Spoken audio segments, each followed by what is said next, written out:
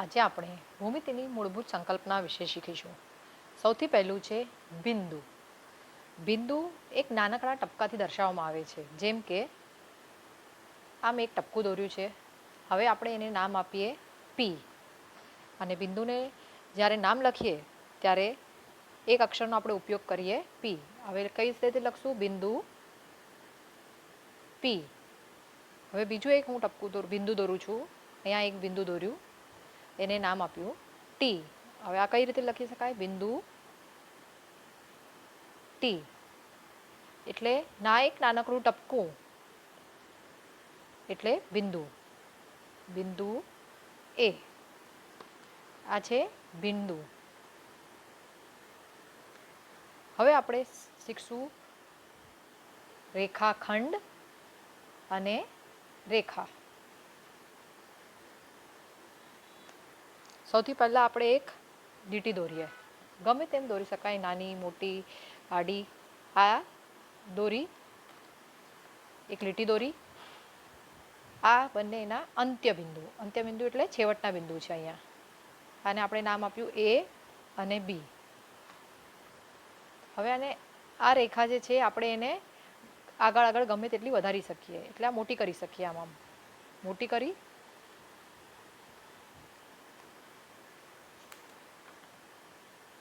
કરી એટલે કેટલી મોટી થશે? અહીંયા હું ફરીથી એ જ લીટી દોરું છું.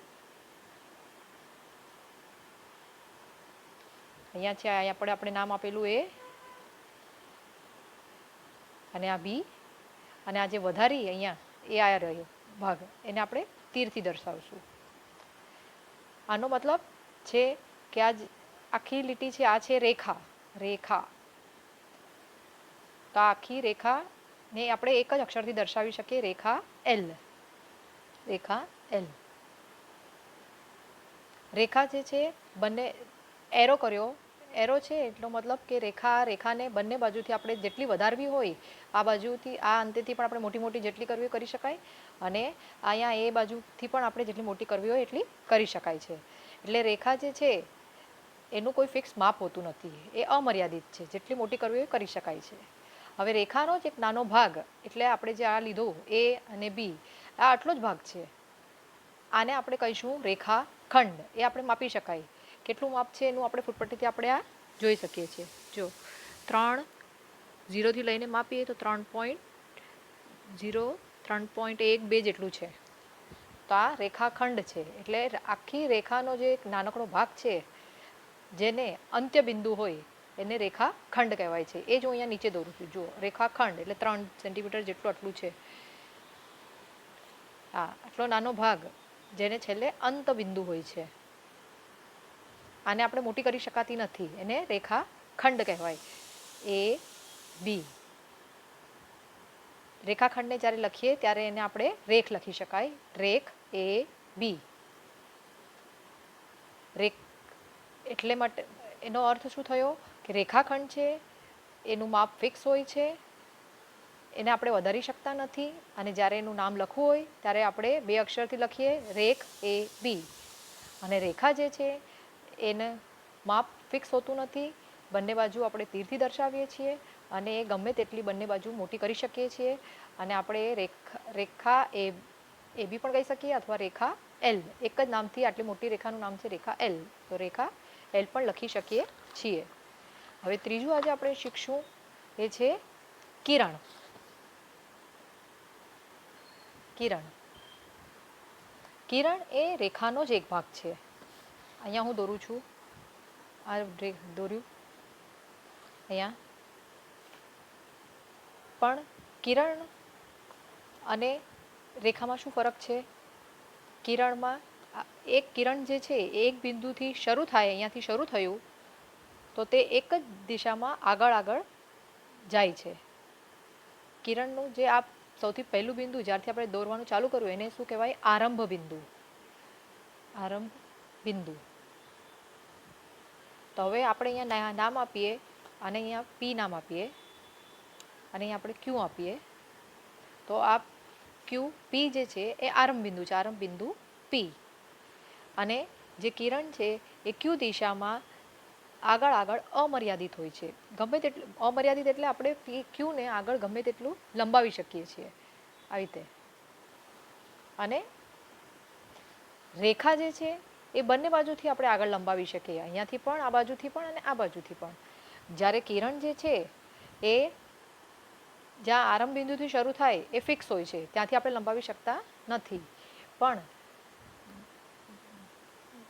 સામેનું બીજું બિંદુ છે ત્યાંથી આપણે ગમે તેટલું મોટું કરવું હોય તેટલું કરી શકીએ છીએ. એટલે આમાં બિંદુ પી થી કિરણ ચાલુ થઈ અને ક્યુ સુધી આગળ આગળ આગળ વધારી શકીએ છીએ. અને હવે કિરણનું નામ કઈ રીતે લખાય? કિરણનું નામ લખવું હોય ત્યારે લખાય કિરણ પી ક્યુ. પી ક્યુ એ પી જે આરંભ બિંદુ છે એનું નામ પહેલાં લખવાનું. પીથી ચાલુ થઈ અને ક્યુ સુધી આગળ આગળ જાય છે એટલે આપણે કિરણનું નામ પી ક્યુ લખવાનું.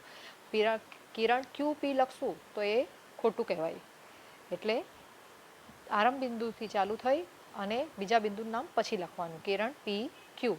તો ગમે તેવી રીતે આપણે લખી શકાય. હવે બીજું બિંદુ હું આમ દોરું, કિરણ હું આમ દોરું, ક્યાંથી ચાલુ થયું? અહીંયાથી ચાલુ કર્યું એટલે આ આરંભ બિંદુ છે એ, અને આ આમ આ પણ એક કિરણ છે. એક બાજુ આરંભ બિંદુ હોય અને એક બાજુ તીર દર્શાવ્યું હોય, તો આ છે કિરણ.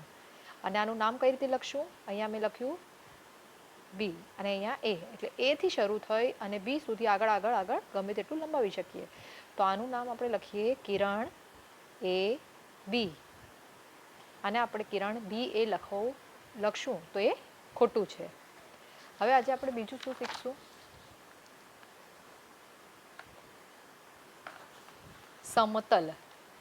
સમતલ એટલે સીધો સપાટ ભાગ. કોઈ પણ આવી રીતે બ્લેકબોર્ડ તમે જોયું છે તમારું, આપણે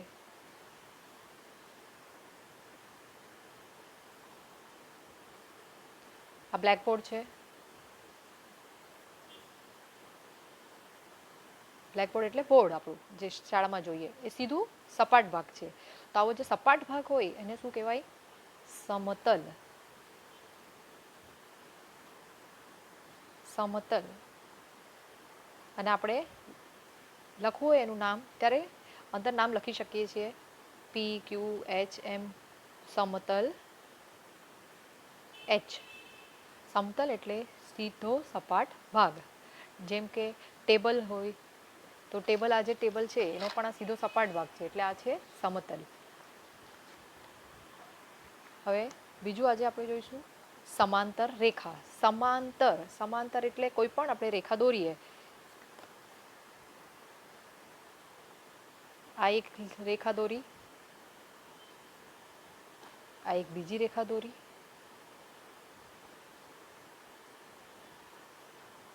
બે રેખા છે, આ એક એલ અને આ એક રેખા એમ. હવે સમાંતર રેખા એટલે કે આપણે આ રેખાને ગમે તેટલી વધારશું, અહીંયા વધારીએ, અહીંયા વધારીએ, અહીંયા વધારશું, આ બાજુથી વધારશું, ગમે તે છેડેથી વધારશું, આ બંને રેખા કોઈ દિવસ એકબીજાને મળશે જ નહીં. બંને રેખા એકબીજાને મળશે નહીં એટલે એકબીજાને છેદતી જ નથી. એટલે સમાંતર રેખા. સમાંતર રેખા એટલે બે એવી રેખાઓ, બે ત્રણ કેટલી પણ હોઈ શકે, ત્રણ પણ હોઈ શકે, એવું જરૂર નથી કે બે જ હોય. આ પણ છે રેખા પી. હવે આને પણ આપણે ગમે તેટલી વધારશું એ એકબીજાને મળતી નથી, છેદતી નથી. એનો મતલબ શું? જો આ રેખા હું દોરીશ, આ અહીંયા એક દોરી, એક અહીંયા અને એક અહીંયા દોરી, એક આ રેખા દોરી.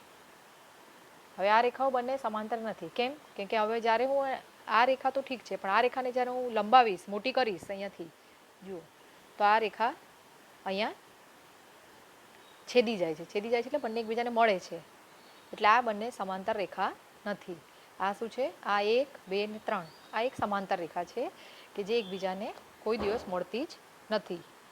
તો એક જ સમતલમાં, એટલે એક જ સમતલમાં પરંતુ એકબીજાને ન છેદતી રેખાઓને સમાંતર રેખાઓ કહેવાય છે. તો સમાંતર રેખા વિશે આપણે શીખ્યું. હવે આગળ આપણે જોઈશું કે સૌથી પહેલાં આપણે જોયેલું બિંદુ. બિંદુ એટલે શું? એક ટપકું. હવે એક બિંદુ છે એમાંથી આપણે અસંખ્ય રેખા દોરી શકાય. અસંખ્ય એટલે શું? ઘણી બધી. જુઓ, આ રેખાને હું દોરીશ, અહીંયા દોર્યું, આ જ બિંદુમાંથી પસાર થવું જોઈએ. પછી જો હવે હું અહીંયા દોરીશ, આ પણ દોરી રેખા. હવે આ જ બિંદુમાંથી હું આમ પણ દોરી શકું. ઘણી રેખાઓ દોરી શકાય. અસંખ્ય એટલે જે આપણે ગણી શકાય નહીં તેટલી. ઘણી બધી રેખાઓ દોરી શકીએ આપણે. જો આ દોરી, અહીંયા પણ દોરી શકું, અહીંયા પણ દોરી શકું. સોરી,